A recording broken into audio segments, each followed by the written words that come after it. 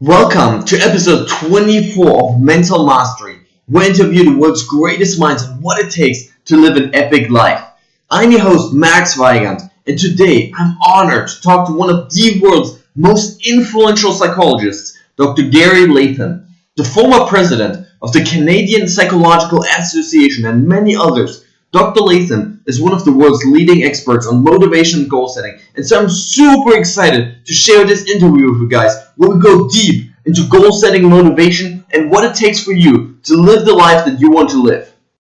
And they're super excited to have you. And so first question is, after decades of literally being at the forefront of studying goal setting and studying motivation, do you still feel like there's more to learn in this field, or do you feel like we've already covered pretty much everything there is? I think with regard to goals that are set consciously, we've pretty well covered it. However, now I and my colleagues are looking at how you prime goals in the subconscious. But we may want to wait and talk about that on another day.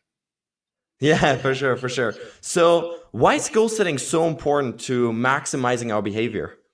Because it gives you focus and because it lends meaning to what are sometimes meaningless tasks. And goal attainment gives you a sense of accomplishment. Goals get you to exert effort and persist until the goal is attained. So the benefits are very positive. The key is the goal needs to be specific and it needs to be challenging. That's interesting. So you already touched upon some of the elements of goal setting theory. So for our listeners right now that are probably mostly unaware of this concept, this idea, can you tell us a little bit more about setting, sort of the most important aspects of setting successful goals? Okay, one I already gave you. Most importantly, the goal needs to be specific and it needs to be challenging for the person or the team who's setting it.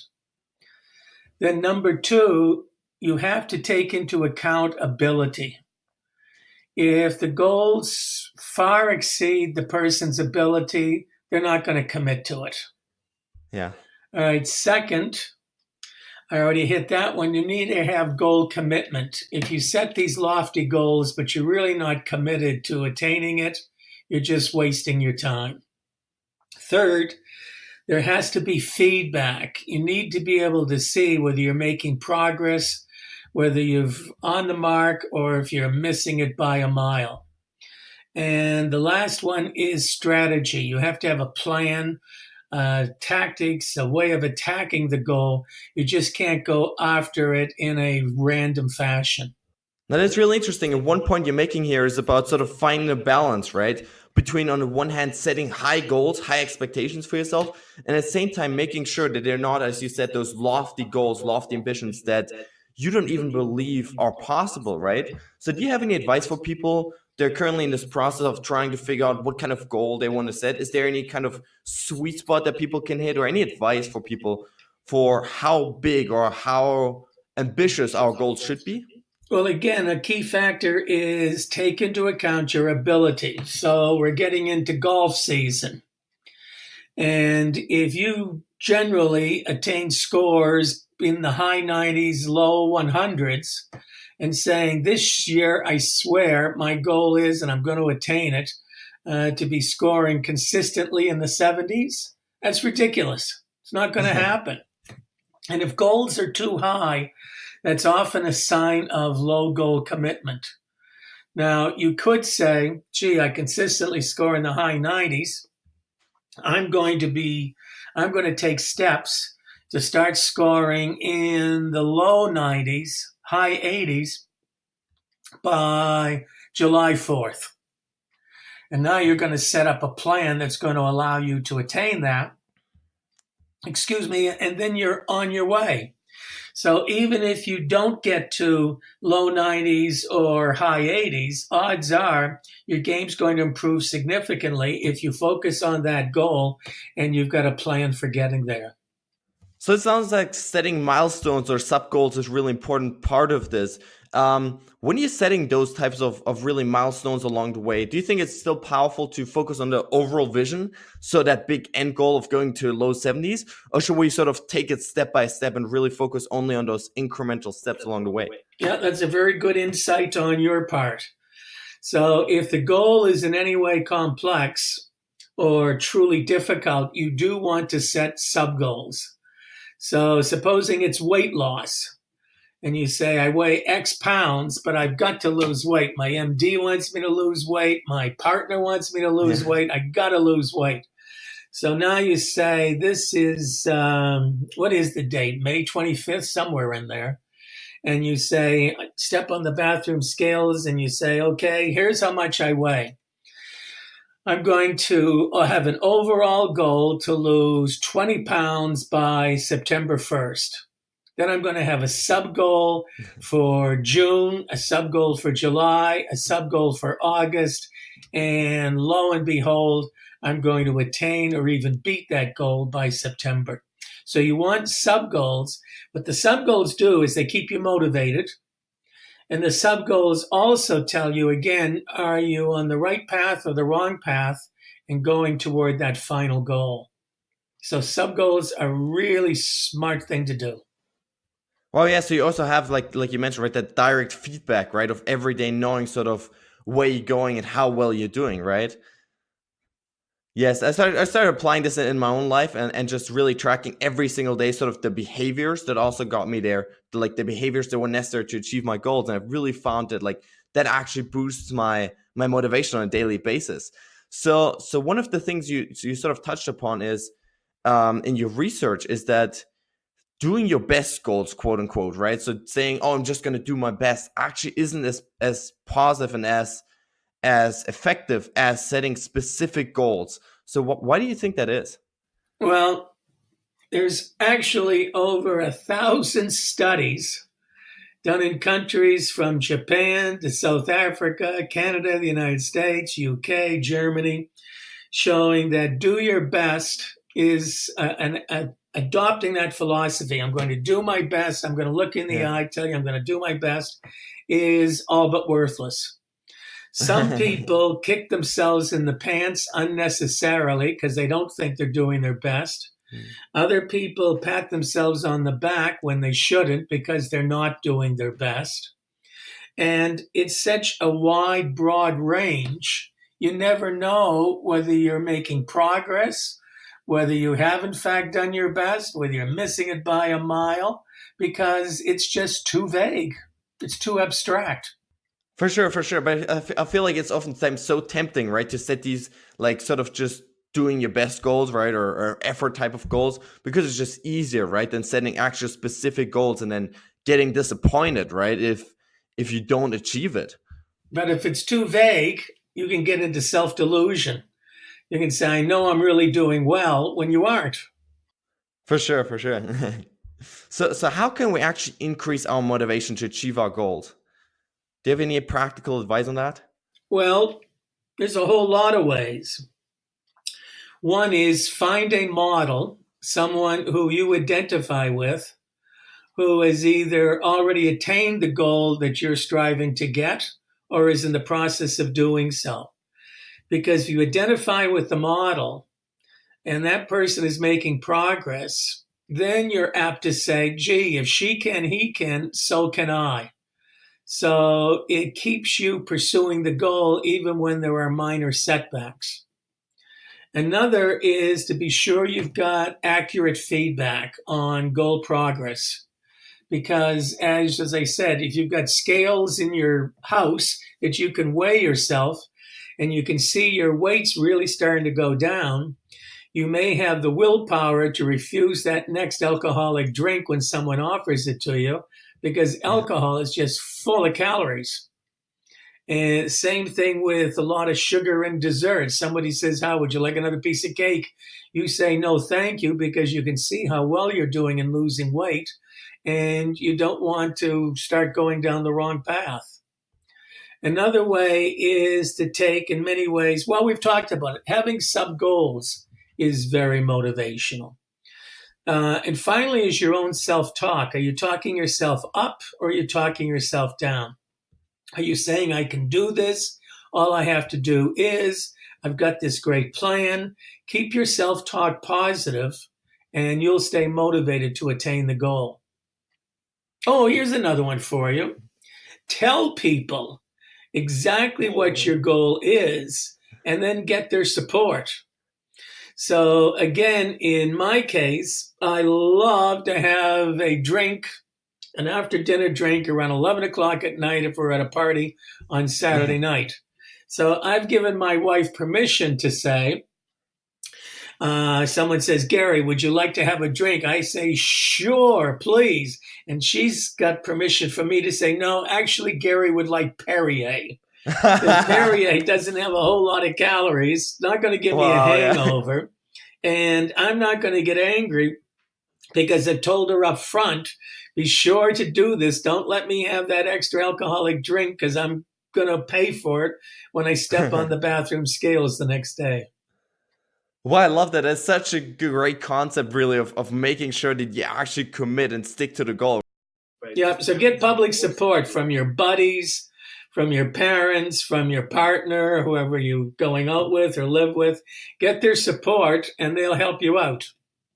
Wow, I love that. And one other thing that you mentioned before that you touched upon is this idea of putting attention on your goal, right? Because I feel like much of the impact of this constant feedback and constant goal setting is that like we're just more conscious of the goals that we're trying to reach, right? Rather than living so unconsciously. That's right. So if there's a key word here, it's focus. And that's another trouble with you say, do your best. How can you focus on something that's vague and abstract, such as do your best? But say you're a runner and you said, gee, the last time I did this in 30 minutes. Now, you're not going to say, I'm going to do my best. You're going to say, I'm going to shave another 2 minutes off this. So in this run, I'm going to do it in 28 minutes. And then you do that a few times. You say, you know what? I'm going to get this down to 25 minutes. So these are sub goals, and they're having a fantastic effect on your ability, your speed, your ability to beat your what we call the distal goal, all because of focus. For sure, this is so important. You know, I wish I would have known this research years ago, right? Because when I started running, I was setting these constantly setting these like effort goals, right? Of, I'm just going to do my best, just going to run my hardest, right? But what I found is that every time that I actually set a specific time for how fast I wanted to run or what place I wanted to get, I actually ended up doing better than just saying, you know, I'm just going to do my best today and see where it goes. So I wish really I would have known that research. Now, what are some of the most common mistakes that you see people make when they set their goals? I think they don't take into account situational resources. So if you say, I'm a runner, well, what have you got on your feet? How good is your running shoes? Yeah. And what kind of a track are you running on? So you've got to have situational resources. You need to make sure you've minimized any situational constraints. And then another one we've already touched on is take into account your ability. So you were saying earlier, some of the people listening to this pod are going to be students. If you've been getting D's and C minuses in Latin or math or history, doesn't matter what the subject is, and you suddenly say, I'm going to get A's, and then it comes back as B pluses. Well, instead of getting yourself discouraged, you should be giving yourself a big pat on the back. And you probably should have been setting a realistic goal. Or you were going to ask me about SMART, specific, measurable. Yes. A is attainable. So if you consistently be getting D's and C minuses, you want to set goals for grades that are realistic and attainable. So you probably want to say, I'm going to shoot for C plus on the next one, and I'm going to shoot for a solid B on the one after that. Then, by the way, Don't forget, you need to have a plan. So the plan may be, I'm going to study with my girlfriend or boyfriend who gets good grades in this course. I'm going to start staying after school and working with the teacher. I'm going to hire a tutor. You got to have a plan that's going to allow you to attain those goals. For sure, that's so powerful. And one important thing that you mentioned here is this idea of setting the right expectations, right? So if you're a D student right now, not saying, oh, from now on, I'm going to get all A's, right? Because that's just not realistic, but really getting clear on like what is realistically going to happen. Because otherwise you sort of just stop yourself from being more motivated, right? When you just fail and fail and fail at those goals, you're not going to be motivated anymore to try, right? That's correct. So how have you used goal setting theory in your own life? You mentioned before how you use your wife to sort of ditch the wine at dinner parties. Have you used any other kind of techniques or tools in your own life? Well, I was giving an invited address in Australia a few years back. And when I was done, we'll open it up for questions. And someone asked the same question that you just did. Do you use goals in your life? And before I could answer, my wife jumped up, turned to the audience of about 1,500 people and said, are you kidding me? My husband sets goals before he gets out of bed on Saturday morning. So in my personal life, on the weekends, I usually have a list that I write before I go to the bathroom after I've taken my shower.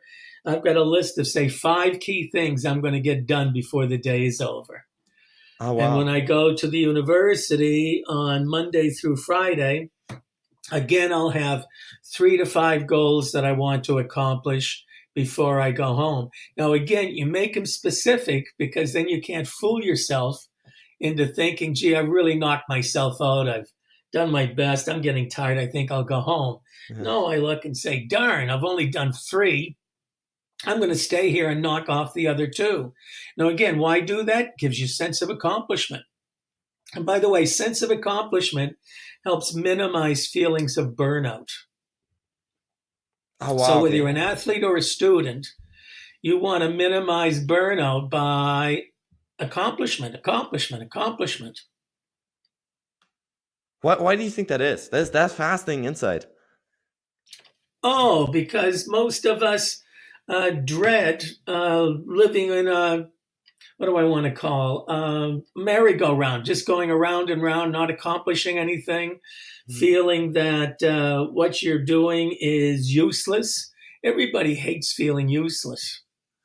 And if you can, even when you're stuck in traffic, you may say, you know what, this is a great time for me to listen to the news and get caught up on the world. Or this is a great time for me to listen to an audio book and find out I've been wanting to read this for so long, I never have a chance. So I'll listen to the book while I'm in the car. It's that sense of uselessness, that feeling that comes, uselessness comes helplessness. With helplessness comes the sense of, I just give up. And when you give up, life is all but over. For sure. Wow, that's so interesting. Now, you mentioned before that you're like writing down your goals every single day. So do you actually like stay at work until you've knocked off every single one of them? Or what is your process of? Now, notice I only said 3 to 5. If I said 55, I'd never go home. So again, it has to be attainable. By the way, they also have to be important to me. If it's clean up the office, there's nothing I hate more than tidying up my desk or tidying up the office or even tidying up around the house. I hate doing that. Yeah. So it's got to be 3 to 5 things that are important to me that I want to get done. And then the clock, it starts to get close to 5 o'clock. I think, gee, maybe I should leave and try and beat the traffic. But I've still got 1 or 2 left. I'll stay and do them. And then I drive home feeling good about all the stuff that I got done today. And by the way, it adds up. There's 5 days in a work week. So I look at all the things I've done over the whole week, and I'm feeling darn good on Friday. And if I'm not feeling darn good, guess what I'm going to do Saturday morning? I'm going to get caught up. Wow, I love that they actually like becoming so disciplined on a daily basis, right? The way like you set a goal and you actually achieve it, right? And the confidence, I'm sure, it just builds up over time, right? Whether you just kind of we're hoping you'd achieve it, right? Or like just quit after you feel tired, or quit when you feel, when you don't really feel like doing it anymore. I love that. Yeah, and whether you're an athlete, a student, or both, self-discipline's the name of the game. For sure, 100%. So one thing that really reminds me of is this idea that oftentimes the things that we want to achieve, they aren't necessarily pleasurable, right? Like you mentioned before, working out, right? It's not necessarily a thing that is fun to do, right? Or skipping the alcohol, whatever it is. So what can people do if they want to achieve a goal, like losing a certain amount of weight, for example, but they just really don't feel like actually, going to a gym or actually eating that healthy food? So let's go back to one of the factors that are important for goal attainment is resources. Now, you're talking right now to a person who hates exercise. Wow. I just hate it. So at my age, my doctor's saying, Gary, you got to lose a few pounds. Now, the trouble with few is it's vague. So what does that Yeah. mean? I lose 2 pounds, I'm done. Yeah, old gold. So Yeah. what's a few pounds? And he goes 20. And I go, damn. Now, how am I going to do that? Now, I know I lack the discipline. So I went to a gym and I hired a trainer. And the trainer cost me a few significant dollars. And the trainer says, show up when you feel like it? No. Excuse me. What the trainer says is, let's look at our calendars. What are you doing on Monday? I go, oh, darn, I don't want to come on Monday. No. He says, yeah, you do. What time's good for you on Monday? I go, I don't know, 6 p.m. I'll see you at 6 p.m. And then what's he do? He works me to death. I think the guy's a sadist. But it paid You kind of have to be off. right in that profession. Yeah. So I needed a resource called a coach that's going to give me the discipline that I know I just don't have. Now, did I enjoy it? No, I didn't enjoy one bit. But I feel good about what I accomplished. And I finished, I hate to tell you how much money I paid for 10 lessons, but now I've signed up for 10 more. Now, why do I want to pay all this money for something I can do myself? Because I lack the discipline. That's why. Wow, but I love this concept of just, having the self-awareness, right? That that on your own, you're not going to do it. And instead going outside and looking for those external resources, right? This external help that is going to push you. I really love that concept. Right. And that's why, whether it's alcohol or cake or pie or whatever to put the pounds on, get the support of your buddies, person you're living with, whoever, who is kind of are you old enough to remember Pinocchio and Jiminy Cricket? Jiminy Cricket was the conscience. And you need someone who's going to be your conscience and go, no, no, no, you're not going to do this. You're going to refrain from another drink, or you're going to refrain from another brownie. Wow, yes, love that, love that. I was when I was in the US doing my bachelor's degree, I was running like in college, right? And we had a team of like 10 guys or so there, right? And the amazing thing was that you're actually able to push each other like on a daily basis, right? So we'd, start waking up early. We'd start, going to bed early, like sooner, right? We'd start doing those early morning runs, extra miles every day, because once you're in that environment where everyone's driven, right, and everyone's like driving and pushing each other, it becomes so much more easier to sort of feel motivated, quote unquote, right, on a daily basis. Absolutely. Love that. Now, Gary, on this show, we always love to celebrate failures. So do you have a favorite failure in your life, a failure or a parent failure that set you up for later success in your life? In my case, I'm a professor, and I'm required, well, I think probably all your listeners have heard the term publish or perish. And the perish means if you're not publishing, you not only don't get promoted, you get let go from the university. So there's tremendous pressure. Now, here's the next thing your listeners may not know. To publish in the top journals it's a 90% rejection rate. Wow. Okay. Only 10% of the papers that are submitted to a top journal get accepted.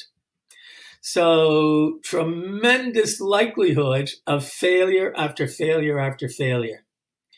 Now, I'm among the top professors in my field. However, at this very date, I still get rejections.